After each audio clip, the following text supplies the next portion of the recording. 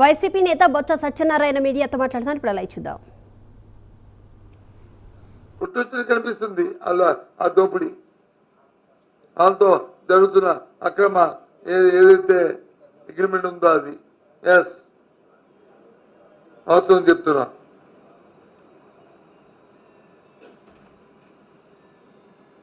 నిన్న మనం చూశారు ప్రభుత్వ మంత్రులు చంద్రబాబు నాయుడు గారు ఆయన తన మనుషులు కొంతమంది కోర్టుకు వెళ్తున్నారు ఆపుతున్నారని చెప్పి ఇది టాటా సంస్కరిస్తుంది. సుమారు 21 ఎకరాలు వాళ్ళకి ఇస్తున్నారు. ఎకరం మినిమం ఎలా చూసుకునే 50 రూపాయలు 50 కోట్లు వేసుకునే 1000 కోట్ల రూపాయలు ఉంటుంది సంస్థ. ఈ మధ్య చూసాం కదా మనం టీసీఎస్ సంస్థలు ఉద్యోగాలన్నీ తీసేస్తున్నారు. టీసీఎస్ సంస్థలు ఉద్యోగాలను తీసేస్తున్నారు ఈ మధ్య చూసాం కదా మనం. మోసం కాదని ఆ సంస్థ ఖండించిందా? ఆ సంస్థ నుంచి ఏదైనా వచ్చిందా? మరి ఏ రకంగా అంటే మీరు ఇచ్చిన భూమి వల్ల ఆ సంస్థ కేబిలిటీని మళ్ళీ పెంచుకోవడానికి తప్ప దేనికి పనికి వస్తుంది?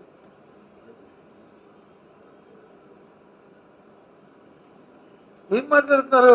మీకే తెలివితేటలు ఉన్నాయి, మీకే జ్ఞానం ఉంది, మరి ఎవరికి లేదు, ఎవరికి ఆలోచన లేదు అనుకుంటేలా?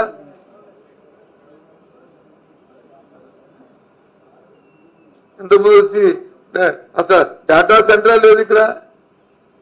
మొట్టమొదటి డేటా సెంటర్ లేదు. ఇంతకుముందు మనం పెట్టాలి అదాని గ్రూప్కి వచ్చి డేటా సెంటర్ని ఇచ్చి వాళ్ళకి చేయలేదా? అసలు వైజాగ్లోను ఐటీ ప్రోత్సహించిందే మేము స్వర్గీయ రాజశేఖర్ గారు ఉన్నప్పుడు కాదా?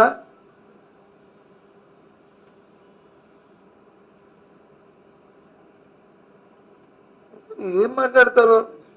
ఇది అంతా ఇది తీసుకొచ్చి అది ఇంతకుముందు ప్రభుత్వాలు ఏమి చేయనట్టు, ఇంతకుముందు ఏమి మొట్టమొదటి చేయనట్టు వీళ్ళేదో చేస్తున్నట్లు సంవత్సర కాలం అయింది.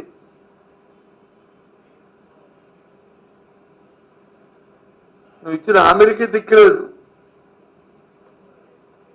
సూపర్ 6కే P4 అని పెట్టి ఉద్యోగస్తులు వచ్చి టీచర్లు వచ్చి అడాప్ట్ చేసుకోమంటారు, సెకండరీ ఎంప్లాయీస్ని అడాప్ట్ చేసుకోమంటారు, ఉద్యోగస్తులు అడాప్ట్ చేసుకోమంటారు. అసలు విధి విధానం ఏంటి?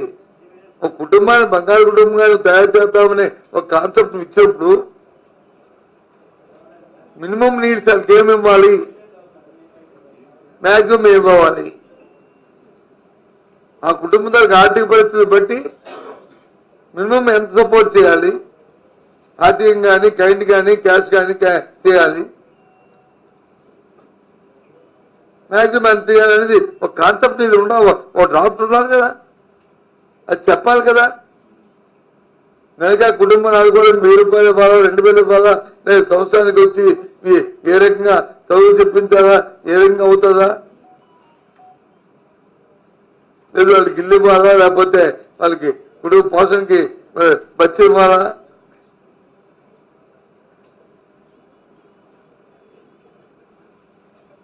కాన్సెప్టే లేదు. ఎవరికే సులభ గంటకో మాట చెప్పు, కబుర్లు చెప్పేసి ఒక తప్పుడు ఉపన్యాసాలు చెప్పేసి దాని నుంచి వచ్చేంటే ఏంటిది?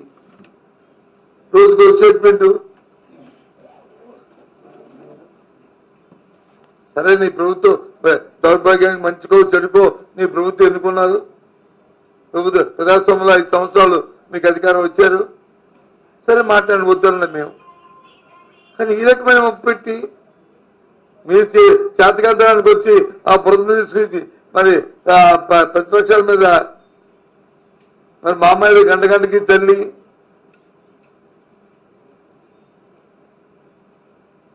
చేతకానికి వచ్చి మధ్యలో బాగా వాయించినట్టు మామయ్య మాట్లాడి ఏంటిది? తల్లి గోధుమలు ఇచ్చారు.